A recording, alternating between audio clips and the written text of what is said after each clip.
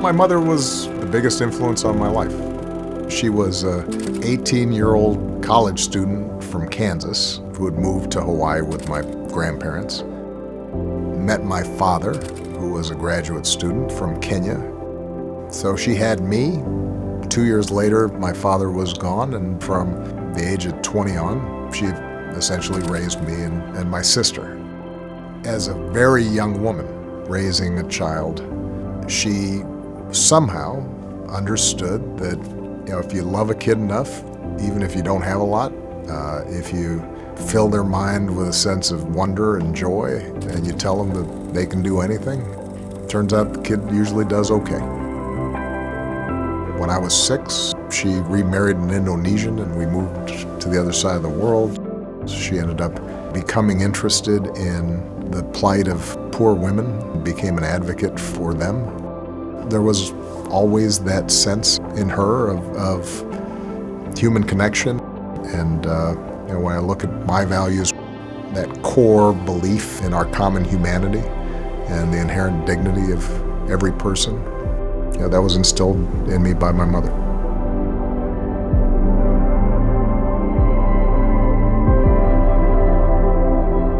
When we thought about what might be a fitting way to commemorate my mother's influence on me and my sister, I thought, where would she want to be in this space? I could picture her sitting on one of the benches on a nice summer afternoon and just smiling, watching a bunch of kids running through a fountain. And I thought that would capture who she was, as well as just about anything else.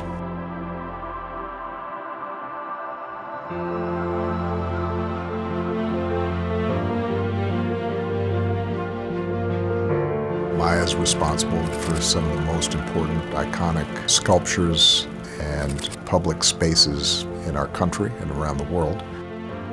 When I was a child, to me it was like part of second nature that you're living with and engaging with art in your everyday life.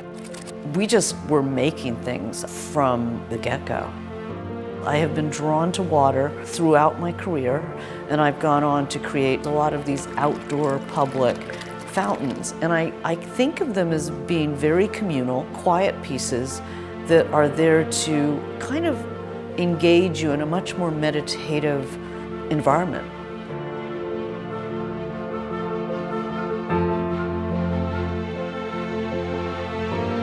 For her, an Asian American woman, to have risen to the pinnacle of a space that when she began still wasn't particularly accommodating towards people of color or women, is a reminder that excellence comes in all shapes and sizes. I just thought, well, once it's built, they'll see how much it's there to teach us about history in a way that allows you to come away with your own thoughts.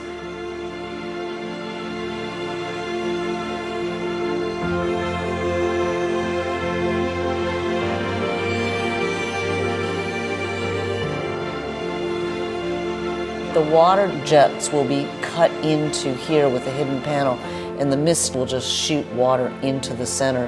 And with this one, the water just quietly bubbles up, will fill this hole, and then cascade over the entire piece.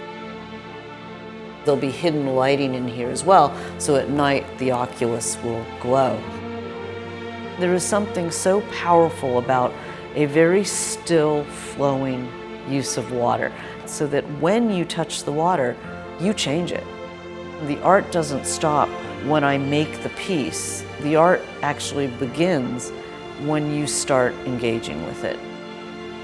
I have been so admiring of what the President has done and continues to do, and what the First Lady also has done. And so I'm just honored to be a part of this project.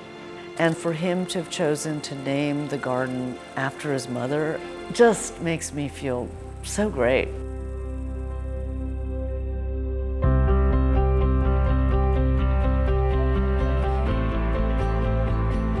My entire presidency was dependent on an amazing array of people from my campaign and my administration whose hard work and faith and confidence and sacrifice made everything possible.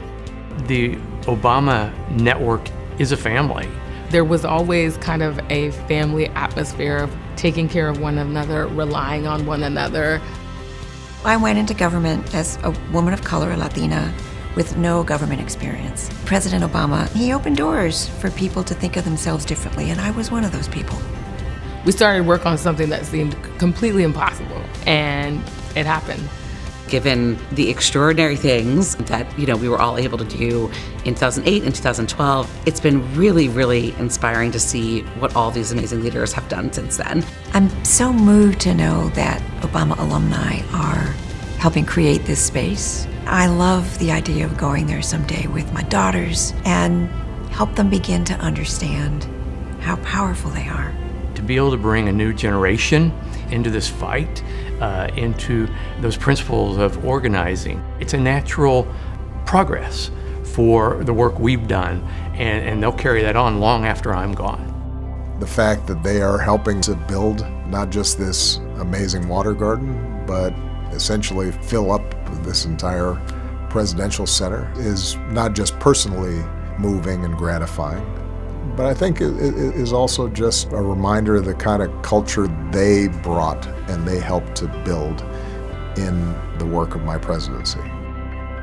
It's a good feeling to know that beloved community, to quote Dr. King, that was created continues.